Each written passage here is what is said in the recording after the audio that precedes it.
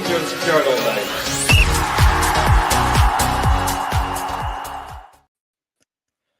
Good afternoon. Welcome to your Rangers Journal post-match reaction. Score was 3 Rangers, 0 Ross County. It's actually quite a comfortable game, which is slightly confusing for us as Rangers fans. I'm joined today with Cammy. Cammy, I'm not quite sure how we ended up doing this one, mate. We normally get wheeled out after the disaster results.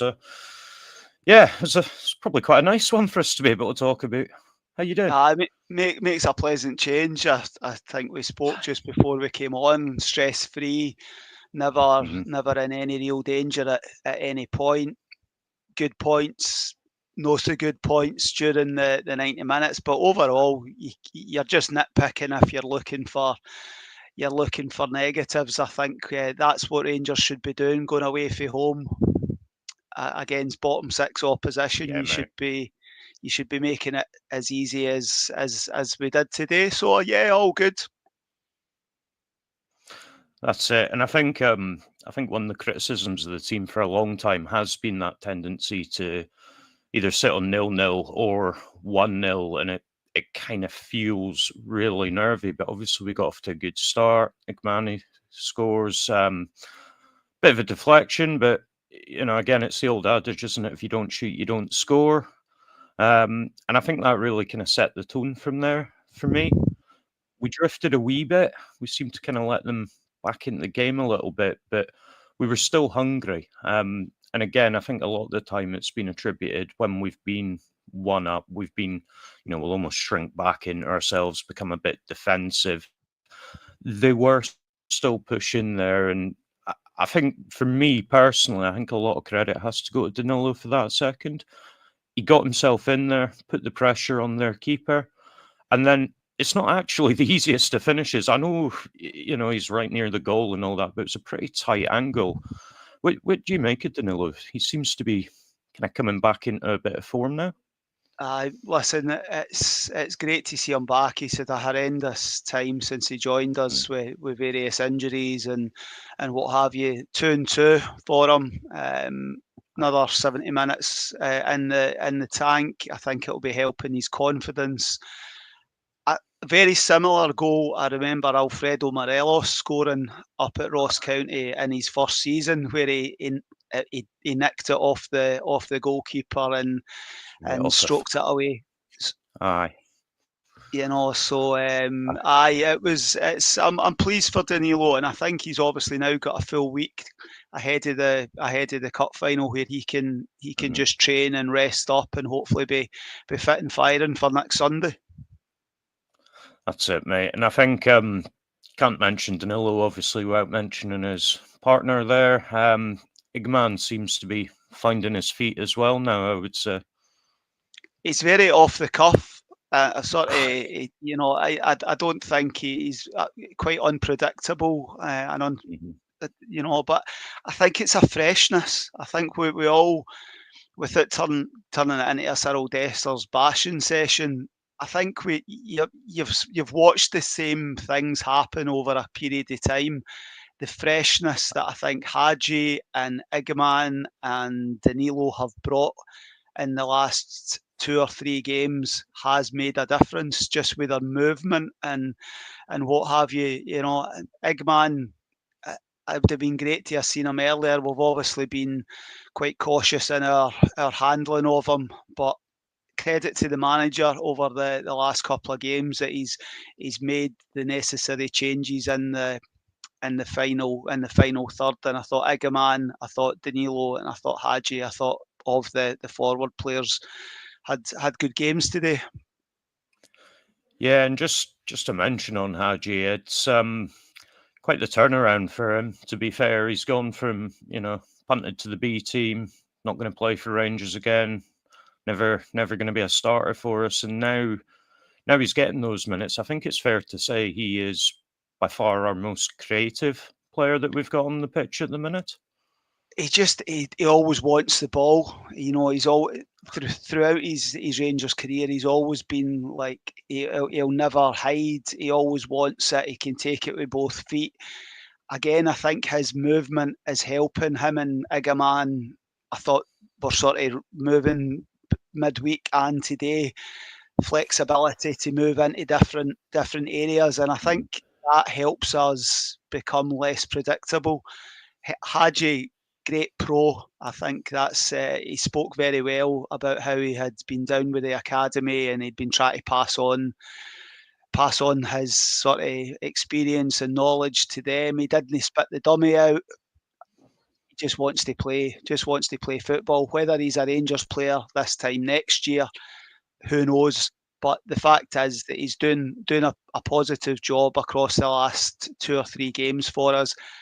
And he's now in a position where I think he can't obviously play against Spurs because he's not registered. I think he starts the cup final. I think that's where you're at. You've spent a lot of money on Bajrami, but I think that it's up to him and it's up to Diomande and guys like that you've put a lot of cash out on. It's up to them to make themselves nailed on starters. I don't think it would be fair at all on Hagi not to start the cup final next Sunday. No, I'd agree with that, mate. And I think in some respects it may be a blessing for me that like your Hagi, your Danilo aren't available Thursday, because as you say, it gives them that clear week to kind of get themselves ready for that cup final. It means we can bring in the likes of Bajrami, give him some minutes and still not suffer overall as a team. Just obviously we've talked about the first 2 goals. I just want to touch on that third one because that finish was something else. What did you make of it?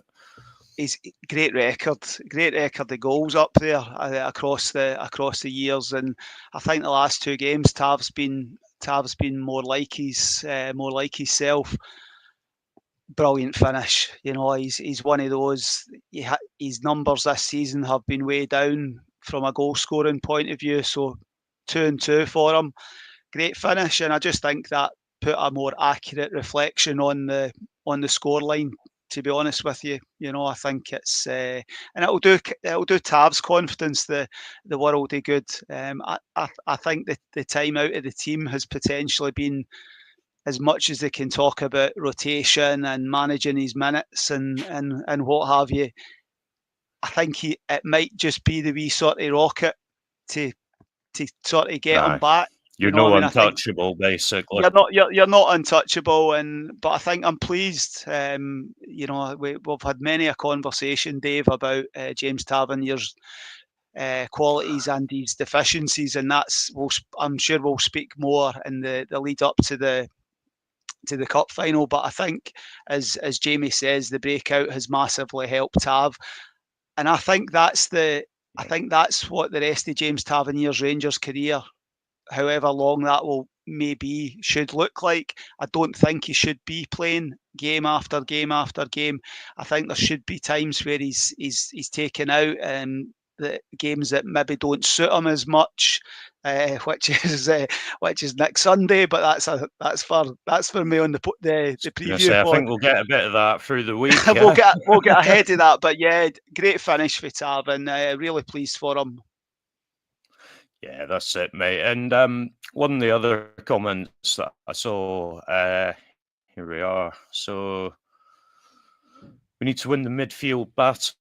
I thought today Barron and Raskin maybe weren't as exceptional as you might have thought, but at the same time, they didn't really do much wrong either. They were tidy. They kept things motoring.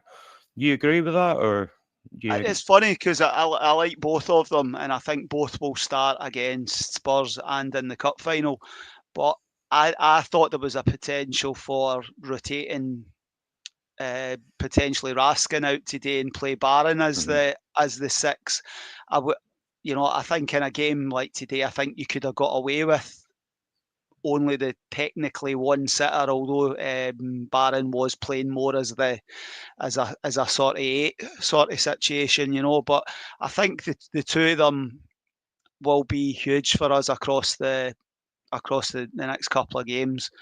We'll need their tenacity and their energy, and they will very much set the tone. I think it was said winning the battles in the middle of the park that again is for another pod. But you need to win your individual battles across the pitch, not just in the middle of the park. And I think those two will be key to that. But I didn't think I don't think anybody was particularly poor today. I don't think anybody was superb. I just thought it was a 7 out of 10 performance, 3 points, and down the road another clean sheet.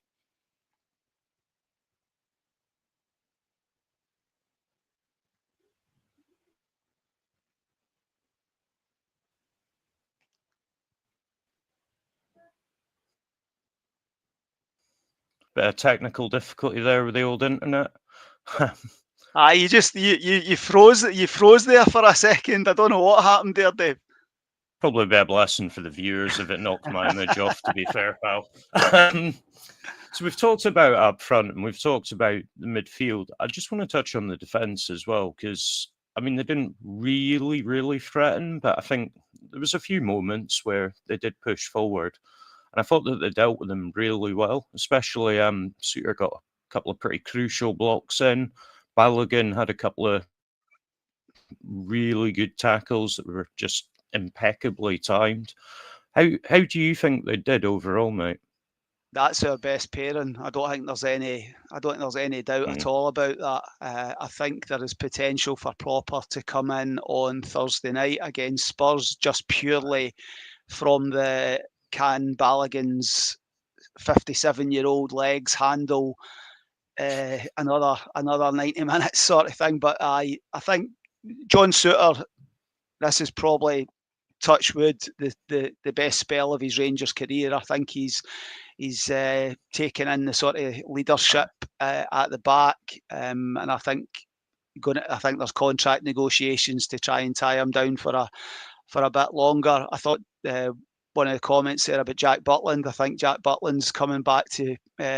Although he had one moment early in the game where it wasn't his brightest, but I think Butland had a few solid saves. But I think Rangers defensively, we cause our own problems at times. I think it's we just switch off and that sort of thing. But I think the two centre halves were decent today, and I thought Jeffrey in the first half going forward on the left hand side was really good. I thought him and Hadji showed a lot of Iniga man. There was a lot of sort of rotations between them.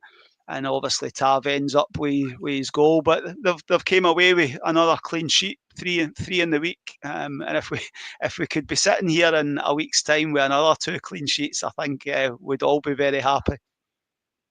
It'd be the dream, wouldn't it, mate? I think I agree with you. I think personally I would bring Pröpper in on the Thursday, just purely because I think we need Balogun at 100% for that cup final. I think he'll be pretty crucial for it.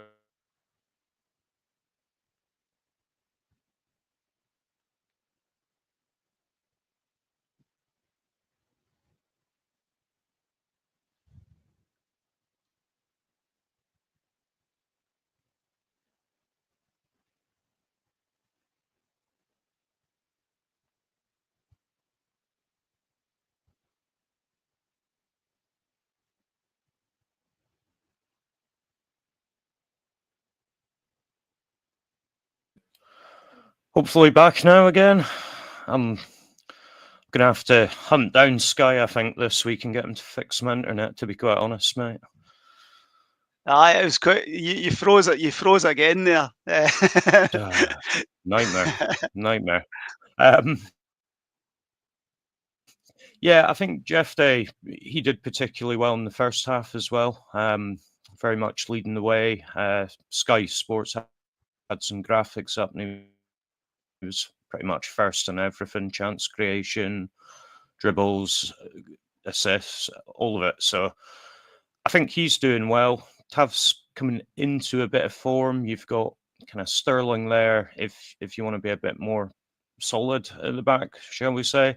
And I think we maybe saw a glimpse of that with him coming on and Tav moving forward in that end of the game substitution. With Bayrami, do you think he comes in at all? Because he looked bright when he was on. but he didn't get much time to do anything. Well, I think it was interesting. I thought it would have been by Rami for Hagi. I thought that would have been the sort of straight swap, but it didn't work out like that. I think he'll come in on Thursday night. I think we were in various chats during the game, and I think middle of the park Thursday night, I think will be Barron, Raskin, and Diomande, and I think your front three will be. This is what I would go for: Cherny, Igaman, and Bayrami. I think that's what I would go for, and I think that gives you the best sort of chance. I just think that Bayrami, I think, has shown flashes of a player, but I think there's more to come. I think certainly getting Dujon Sterling on the bench today and getting 15-20 minutes into his legs important. Yes. It's good because it gives the manager another option ahead of Thursday night and Sunday, because I think I would still be starting Dujon Sterling in the cup final regardless of James Tavernier's 2 goals and positive performances across the last couple of games. Yeah, I think for me, the way it feels at the minute is you want to have for these kind of games against maybe lower half opposition, he can then contribute in an attacking sense. And then you bring in Sterling maybe for the bigger games where you want to shut up shop a little bit in the right back position. Just lastly, mate, I couldn't help but think when I was watching the game, Cherny maybe wasn't quite as bright as he has been in the last few games. See, for me, I just think the boy needs a rest. I think we've been pretty reliant on him recently, especially before we kind of found the Hagi, Danilo, Igman mix. He was pretty much driving us forward for a lot of it. Would you rest him on Thursday based on what you saw today, mate? I wouldn't rest him, but he just had one of those frustrating days where, as somebody that had a bet on him to score and Rangers to win, the numerous chances that he had in the first half, I was pulling what hair I have got left out, just where his decision making was just a wee bit. You know, he was going on the outside at times when I wanted him to come on the inside, and just his decision making was a wee bit. But he's played an awful lot of football. He's been away with internationals. I don't think we'll rest. I don't think he'll be. I think he will start the next 2 games, but I think he has came off the last couple of games and had his minutes handled, sort of thing. But I don't think it was his best day. But you want as many creative options as possible. So having Hagi in the mix and other players, you're not solely reliant on Cherny to be the main creative threat. Any successful team needs a handful of players that are capable of coming up. And that's another game today where we've had 3 different goal scorers. Wednesday night, different goal scorers. I think 5 different goal scorers. You know, that's what Rangers teams need to grow and to be successful. Goals from various areas of the park. Yeah, fully agree, mate. Fully agree. We can't just be reliant on someone, 1 or 2 players. And I think for a long time you had, pretty much our attacking output. So it is really good to see that kind of spread of goal scorers through the teams in the last couple of games. Okay, I think that's it for now. We will be back tomorrow with a more in-depth analysis of the game. If you have liked what you've heard today, then please do like the video and remember to subscribe to the channel. Other than that, thanks for watching, everyone. And remember, every night is a Rangers Journal night.